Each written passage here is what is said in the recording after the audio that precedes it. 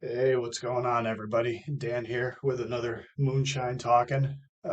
Just figured I'd do a brief one here for the time being, trying to get a jump on the day, seize it, get working out, and get all my errands done. It's my day off currently, so this is what I'm doing. Figured I'd answer a quick question I got in one of my comments. Do a brief update on this flash drive ordeal that I've been dealing with, and then mention the show I went to over the weekend. So first of all, I went to go see a band named Texas Hippie Coalition on Sunday. They were playing in Tampa at a club called the Orpheum, which is a pretty popular spot for hard rock, heavy metal, stuff like that. They do a lot of other EDM and all that. It's all sorts of pop trash and stuff like that that I could care less about. But they have a lot of cool bands that roll through there. Last year they had Death to All, the Death tribute band with Steve, Gene Hoglan, da, da, da, uh, I forget who else. The guitar players' names are escaping me, but a lot of the guys who were in Death, and they do all the Death songs, and it's everyone minus Chuck Schuldiner. And one of the guys who I guess was either playing guitar in the band and was doing vocals. It was pretty cool. They had Suffocation open for them, which was awesome. I love Suffocation. I've seen them a couple of times since they've been back out touring, promoting their new album. So they're always killer, always a fun time. Well, they had Cattle Decapitation play there recently with Immolation, which is really cool. Got to see Immolation again. I saw them probably a couple years ago playing with they opened for Cannibal Corpse, and that was a killer show. I'm trying to think. There was Black Anvil, and I can't think of who the other band was that opened the show, but that was good. And yeah, I'll talk about because that Sanguisugabog, they opened for Cattle Decap and Immolation, and that was kind of funny. Just kind of a ranting story here. But they did that. They have this gimmick called murder ball, where they'll throw a football out into the crowd, and they'll tell the crowd during one of their songs that, hey, whoever holds onto this football, they get their run at the merch table when the song's over. And I'm just watching this, and I'm thinking to myself, this is a bad idea. So anyhow, these guys they throw the ball out into the crowd. Song starts playing, and it's got some title that you would expect for a song and for a gimmick that they're about to try to pull off. And about halfway through the song, I think it's something like a lesson in violence or brutality or some shit like that. But anyhow, they're they throw the ball in. Pit goes nuts. They start going. They start playing murder ball, and about halfway through the song, you just hear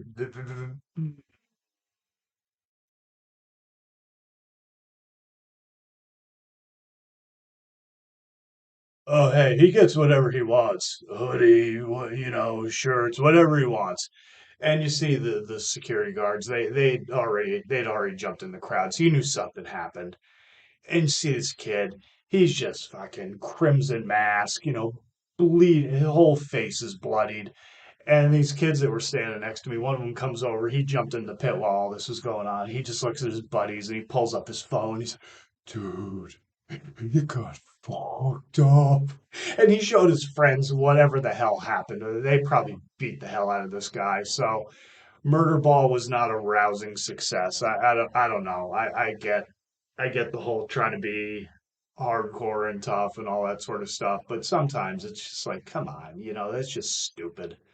You're begging for a lawsuit, and 9 out of 10 times, metal crowds and metal kids, they're not going to sue you because they got hurt in a pit. A lot of them look at that as a badge of honor, as probably most of us did when we were younger. So as long as you're not breaking your neck or really, losing an eye, popping an eye out or something like that, or losing a limb, then you generally look at it like, battle scars. So that was kind of funny. But then the funny thing about it to me was, a lot of these small, as most of you know, I'm not telling you anything that you don't know already, but a lot of the bands will walk through the club or they'll walk through the venue. This one happened to be outside, open air facility. And I just laughed because the dudes, and if they happen to see this, somebody shows it to them, I'm not trying to knock you. I just thought it was amusing because they're jack dudes. They're like big, big, thick boys. And they walk past me And I was just like, wow, you guys are tiny. Like they're big dudes, but they're short. So it's, I don't know. It's just kind of funny to me, probably the same way somebody who's like 6'4", 6'5" looks at me and says, "Oh, you're in fairly decent shape, but you're a tiny dude." But anyhow, just kind of a ranting, rambling, incoherent story that meant nothing. But I was at the Orpheum, saw this band Texas Hippie Coalition. They're more of a hard rock, kind of like mid, early 2000s kind of hard rock, almost biker music, kind of almost like in that vein of like radio rock, like Saliva stuff like that. But they're really good. I enjoy them. Me and my buddy Mike and a couple other friends of ours, we saw them. Like I said earlier in a previous video, that we saw them open up for Danzig and had never heard of them, didn't know them from Adam, and they were just really good, good performers, good music as far as that sort of thing goes. It's not the heaviest stuff on the planet. It's not Cannibal Corpse or any death metal or underground stuff, anything like that. Just good hard rock, very much like a heavier kind of, I get a lot of ZZ Top, Black Oak, Arkansas vibes. Like I say, a lot of more bikery type stuff. So that's their deal. And even they got a great gimmick. The singer's a big heavy dude. He has this double barrel shotgun mic stand, which I thought was really cool. But anyhow, they were real good. There weren't a lot of people there. There's probably like 30, 40 people there. Most of the local bands sucked. Couldn't tell you any of the names of the bands. There was just lots of local acts. Don't mean to bash anybody, but at the same time, they weren't very good. Lots of shitty covers of songs I had no interest in hearing to begin with. Didn't like them when the bands that originally performed them were doing them. Could care less about Slipknot's biggest tune. Don't care about "Hey Man, Nice Shot" by Filter. I didn't like that when it came out. I don't want to hear some shitty, effective cover band playing it. So it was lots of waiting around, just waiting for the band that you're there to see. And then you go on until 10 o'clock, and they actually almost canceled the show because I guess the singer, Big Daddy Rich, his name is, he had, I guess it was rhinovirus, and he was supposed to be laid up in a hospital up in Georgia for a week, but he just decided, nah, I'm going back out on tour, and we got obligations. So I think he stayed as long as he could, and then did whatever he had to, as far as whatever doctor's orders besides staying bedridden. And yeah, and they performed for about an hour, which is what I expected, and they're killer. Everything that they do, as far as the songs they do, they played most everything that I would have wanted to hear from them. Missed a couple songs, but you got to figure, guy's sick.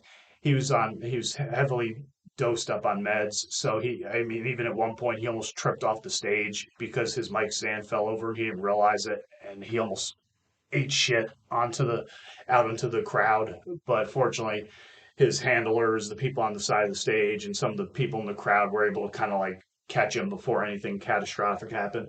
But long story short, it was a good show. I enjoyed it. If you're into lighter stuff, more hard rocky type stuff, check out Texas Hippie Coalition. They're a fantastic band. And if you don't like them, that's fine. But anyway, so that was that. And then as far as the update with the flash drive, still haven't found it. I have no idea where it is. I don't know what I did with it. But I contacted Legacy Box, sent them an email, told them my plight. They were like, "Oh, sorry to hear that. That sucks." Then they said they could replace it for about $20. So I did that. And I even asked them. I said, "Hey, can you maybe like put blinking lights and tracking sensors on this thing for next time for brain dead ex wrestlers like myself who seem to lose stuff in C4 hopped up mentalities and post workout endorphin rushes and stuff like that." Speaking of C4, I'm ready to work out, so I'm getting myself ready, getting myself all pumped up and ready, all jacked up on Mountain Dew and whatnot. Okay, so that's that. So I should be getting that. Did that Tuesday. Paid for it. They sent it out Tuesday, so they're very fast with the response, with the with shipping it out. I imagine I'll probably get it tomorrow or the day after. And yeah, so if you ever want to digitize your stuff, this is not a paid advertisement. It's just me saying, go to Legacy Box. They're a fantastic company. I guess I shouldn't say that before actually viewing the product in its final form, but just the way they've taken care of my situation, my dumbass situation, I appreciate him. A guy I dealt with was a guy named Joe. Don't know what his last name is. He's probably just like a customer service rep or something like that. But they're super cool the way they handle it. So I appreciate it. You know, two horns all the way up. And then as far as the comment question, I got it from Trevor from Fumes of Hatred, who's a guy who found my channel through a couple other people, subscribed. He's commented a few times, and he posed an interesting question to me. It was a wrestling question, so if that bores you, I'm sorry, but he had asked me what I thought about Logan Paul. Logan Paul, who's the he's the internet influencer. That guy, he does a lot of stuff online, has an online presence. His brother Jake is doing boxing now. Who he fought. I want to say he fought Floyd Mayweather, maybe. I could be getting that mistaken. He fought somebody. Anderson still? I don't know. He fought somebody, and he's been doing boxing on and off. I think they both kind of do a little bit of MMA. But anyhow, Logan Paul got into WWE. They signed him to a contract. He's been heavily featured on their programming. He's actually their United States champion. The last I checked, I don't watch a lot of modern wrestling. I really don't. I probably stopped watching it about 7, 8 months ago when I cut the cord and got rid of my cable. It's just a lot of it. It doesn't interest me. There's a lot of guys I could care less about. There's some guys who I know who I've met in the business over the years who work for the company, and it's cool to see them on TV. It's cool to have that story, like, oh yeah, I worked with that guy. Yeah, he's cool. He was cool when I met him. But beyond that, I just don't watch the product. It does nothing for me. There's just not a lot. It's way too cinematic, and I think as time goes on, that's what you're going to see happen with WWE. That's just my personal analysis prediction of how the product is going to go, how the business is going to go with TKO Endeavor, which is the holding company that owns UFC as well, with them taking over and with the people running the place, which is Ari Emanuel, The Rock, Dwayne Johnson. You're going to see a lot more Hollywood style influence, I think. I mean, from what I gathered, their lead up to WrestleMania, which is the biggest show of the year for the WWE, probably the biggest show in the business every year. They did like a 22-minute segment where it was just talking and gaga and drama and all the Rock, who's arguably the biggest name in the industry of all time. He has superseded anything that anybody in the business could do. So you would think that him working the main event of WrestleMania against their champion would be the no-brainer solution to getting eyeballs on the product because they're hemorrhaging viewers right now. They have a lot of the demographic. It's a lot of people like my age and older, a lot of older guys watching it because it's just at this point I think probably habit. It's just something that they watch. It's something they do on Monday nights and Friday nights, Tuesday nights a little bit. Uh, but they're doing anything to get people to watch the show, get eyeballs on the product, trying to get the youth in, trying to get women watching it, stuff like that. So that's why they focus a lot more on the women's wrestlers. That's why they're focusing on bringing in, people like The Rock who could get more mainstream attention. Because like Jim Cornette, as cringe as I find him to be in a lot of his musings and rantings on various socio-political issues, he's one of the smartest people in the business. He's an encyclopedic, if that's a word. If not, it is now, as far as his knowledge of wrestling, the history, the business, how to draw, how to create compelling television product, how to create something that's entertaining, but also draw people in. Like he always says, you got your diehards. This is your diehard category. They're always going to watch the product regardless. Out here are the people that are never, ever, ever going to watch wrestling, could give a shit less about it. So you want to get the people in here. You want to get the mainstream audience that you can capture their attention long enough to kind of you know, have a boom, have business like it was back in the Attitude Era, in the late '90s when it was hot, back in the '80s, considered the golden age of wrestling with Hogan and all those guys, the stuff that most people who are watching this, they grew up watching. Lots of Demolition, British Bulldogs, Macho Man, Randy Savage, Hogan, Piper, Paul Orndorff, stuff like that. This the good shit. And then NWA, Sting, Ric Flair, Also the Road Warriors, Dusty Rhodes, all that stuff. I can go on and on and on and on. But anyhow, so that's kind of like my preamble to why they would have somebody like Logan Paul come in. He's very popular with the Zoomers, the younger crowd, people who are terminally online. They know who he is. They would probably be willing to pay a little bit of attention to pro wrestling with him being involved in it.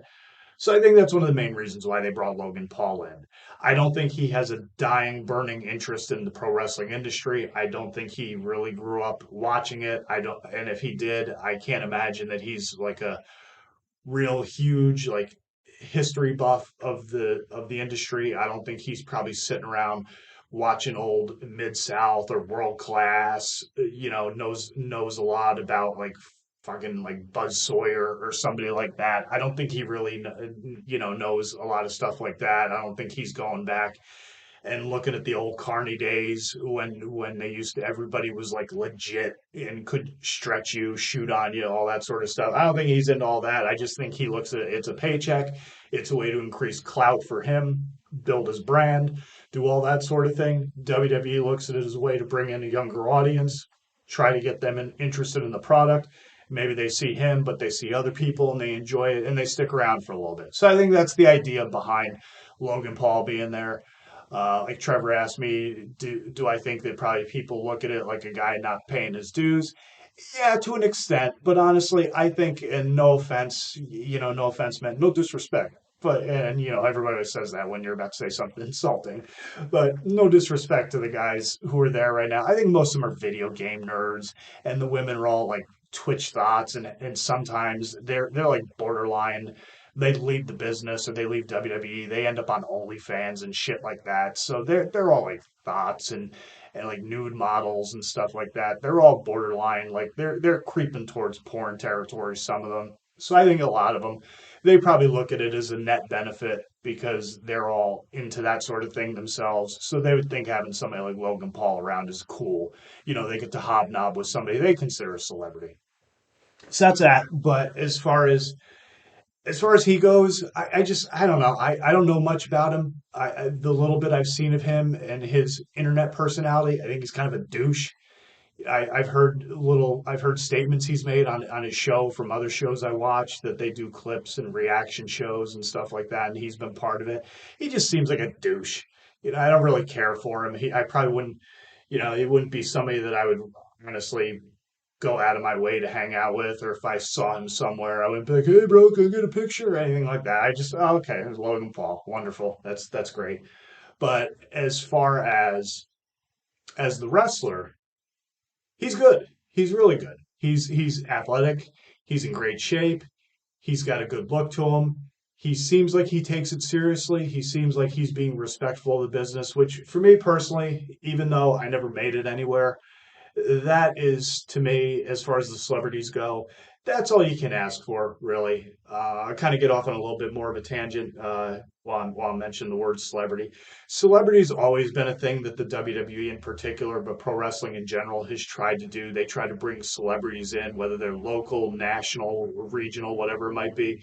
They're always trying to bring people in to try to boost ticket sales, get more asses in seats, trying to get more eyes on the product, elevate the brand, whatever it is. It's always been a thing. I mean, the first WrestleMania had Mr. T and Hulk Hogan versus Roddy Piper and Paul Orndorff, for crying out loud. This was right after Rocky 3 with Clubber Lang and Hogan doing Thunderlips. Thunderlips, the ultimate male versus the ultimate meatball. That's fantastic. But anyhow, so it's always been a thing. There's always been guys who they've always brought celebrities in who have gotten involved with the business. They brought the Jackass guys in at one point, and they worked with a guy by the name of Umaga, one of the Samoan wrestlers. He's since passed. Fantastic worker, but he did stuff with them. There's countless guys. I could go on and on and on about the celebrities that are in the business. Even they have this guy Bad Bunny, who's he's a reggaeton. I think I'm saying that correctly. He's a performer he's a Puerto Rican musician who does like Hispanic music, that that sort of stuff. He does that sort of crap. I don't like it, but he's also popular. Again, you see they're trying to bring in a younger audience. WWE has been salivating for years trying to find a Hispanic star that they can hitch their wagon to and try to make like the big thing to bring in a more Hispanic audience because there's a lot of Hispanic people who watch wrestling and they enjoy it, they love it. There's a long-standing tradition of wrestling, like lucha libre and stuff like that. So they're always trying to bring somebody in that can get more eyes on the product and bring in that demo. And that's kind of, say, bring in Bad Bunny. He's another one. He's been fairly respectful of the business. He's been working hard, trying to do it. He seems like he's more passionate about it than Logan Paul. Like he actually likes it and watches it a little more than he might. So he's another one they brought in as far as celebrity. But yeah, that's as far as me. I'm a nobody. I never made it. Most wrestlers probably think that whatever opinion I have is probably full of shit or kind of just not quite as informed as theirs because they weren't in the company or they had more of a run than I did. Whatever. That's fine. Opinions are. We all know what opinions are. Uh, but yeah, all I can ask for is that you're respectful of the business, you take it seriously, you don't big time people, you don't act like you're king shit on Turd Island, that you're better than everybody. Granted, nowadays a lot of the guys are not going to get into fights in the back area with somebody. I don't even think back in the day they would have because the promoter probably fire them because you're really you're kind of you're fleecing the golden calf, as it were. So even back in the day, I don't think like a Dr. Death Steve Williams would have beat the crap out of some celebrity who got out of line with the boys in the back. But even more so nowadays, it's so corporate and so PC, and it's a completely different business. It's really more of a like a globalist thing. So it's not something. It's just not the same business. It hasn't been for a long, long time. But he's good. As I'm ranting here and taking longer to say this, as I do with everything. But he's good. He's very talented. He works hard. He's athletic. Even though I don't watch the product, I had mentioned previously that I'd gone to the Royal Rumble this past year. A buddy of mine had tickets. He invited me, so I went. Rep my Mord Red shirt, which I'll throw a picture into this. Um, but yeah, he had a match. Him and a guy by the name of Kevin Owens, who's a guy who another aside, I've personally been in the ring with. We were both in OVW at one time together, doing a training thing there, trying to get jobs there, and we ended up in the ring together, and that was fun. He's a cool dude. He was cool enough, other than the rotten flatulence that he had in the van when we were going to his show. He's a fairly decent dude.